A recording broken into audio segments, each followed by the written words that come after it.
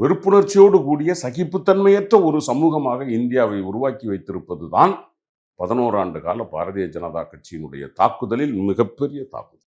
ஆனால் மோடிக்கு எதிராக ஒரு ஆல்டர்னேட்டிவ், ஒரு சீரியஸான ஒரு ஆல்டர்னேட்டிவ் சைட்டே கிடையாது. யாருமே இல்ல. கண்ணு கெட்டுற தூரம் வரைக்கும் எதிரிகளே இல்லாத ஒரு ஆட்சி நடத்தி கொண்டிருக்கிறார் மோடி அப்படின்னு தானே பார்க்கப்படுது. இல்ல எப்பவுமே ஜனநாயகத்துல எதிரிகளை நீங்க தலைவர்களாகவே பார்க்காதீங்க. ரைட்? 323 எம்பிக்களோட உட்கார்ந்துருந்தாங்கல்ல, 240க்கு வந்துட்டாங்கல்ல, 80 எம்பிக்களை யார் கொண்டு போனது? மக்கள் தானே. ஜனநாயகத்தில் என்றைக்கும் எஜமானர்கள் மக்கள் தான். நீங்க விரும்புனீங்களே இல்லைங்க. இங்க எந்த தலைவனும் கொம்பாதி கொம்பன்லாம் யாரையும் சொல்லிட முடியாது. ஜனநாயகத்துல கொம்பாதி கொம்பர்கள் மக்கள் தான். நமக்கே தெரியாது. ஒண்ணும் இல்லாத தலைவன் தூக்கி அடிச்சுட்டு போயிடுவான். நீங்க நினைச்சு பாத்தீங்களா? அரவிந்த் கெஜ்ரிவால் டெல்லியில பிஜேபி காங்கிரஸ்ங்கிற கோலோச்சுன்னு 2 தேசிய கட்சியை தூக்கி அடிச்சுட்டு உட்காருவான் மனுஷன். 67 70க்கு 60 அடிச்சுட்டு உட்காரோன்னு நினைச்சீங்களா? இல்ல.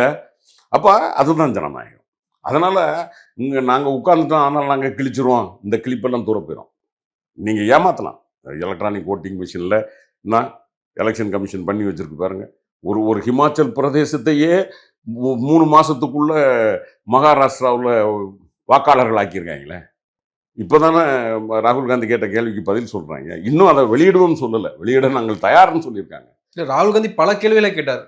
மோடி 3வது முறையாக பிரதமராக பொறுப்பேற்ற அன்றைக்கே சொன்னாரு, மோடி சைக்கலாஜிக்கலா அஃபெக்ட் ஆயிருக்காரு, அவர் தோல்வி அடைந்திருக்காரு அப்படிலாம் சொன்னார். ஆனால் மீண்டும் 3 மாநிலங்கள்ல நீங்க சொன்ன அதே மகாராஷ்டிரா, ஹரியானா, டெல்லி உட்பட 26 ஆண்டுகளுக்கு பிறகு டெல்லியில வெற்றி பெற்றிருக்காங்க. நல்ல கேள்வி தம்பி. அதாவது நீங்க கேட்கிற ஒடிஷா, நீங்க கேட்கிற டெல்லி, நீங்க கேட்கிற மகாராஷ்டிரா, அதைத்தான் அமித்ஷா சொன்னார். அந்த கேள்வி அப்படியே எடுத்துப்போமே. அமித்ஷாவின் பேச்சிலிருந்து அந்த கேள்வி உங்களுக்கு வருதுன்னு எடுத்துப்போம். ரைட்? அங்கெல்லாம் நாங்கள் ஜெயிச்சிருக்கோம். ஒன்று என்னன்னா, டெல்லியில் நீங்களே 25 வருஷத்துக்கு முன்னாடி ஆட்சியில் இருந்தீங்க. உங்களுக்கு அங்கே ஒரு பேஸ் இருந்தது. முதல் காரணம். அதே மாதிரி மகாராஷ்டிராவிலையும் நீங்கள் ஏற்கனவே ஆட்சியில் இருந்திருக்கீங்க, கூட்டணி ஆட்சியிலையும் இருந்திருக்கீங்க. உங்கள் ஆட்சியும் தனிப்பட்ட முறையில் நடந்திருக்கு. உங்களுக்கு அங்கே ஒரு பேஸ் இருந்திருக்கு. ஒடிஷாவில் கூட 2019 உங்களுக்கு 8 எம்பி வந்திருக்கிறாங்க, 23 எம்எல்ஏ வந்திருந்திருக்காங்க. ஸோ நீங்கள் அங்கே கால் ஊனி இருக்கீங்க, இல்லாமல்லாம் இல்லை.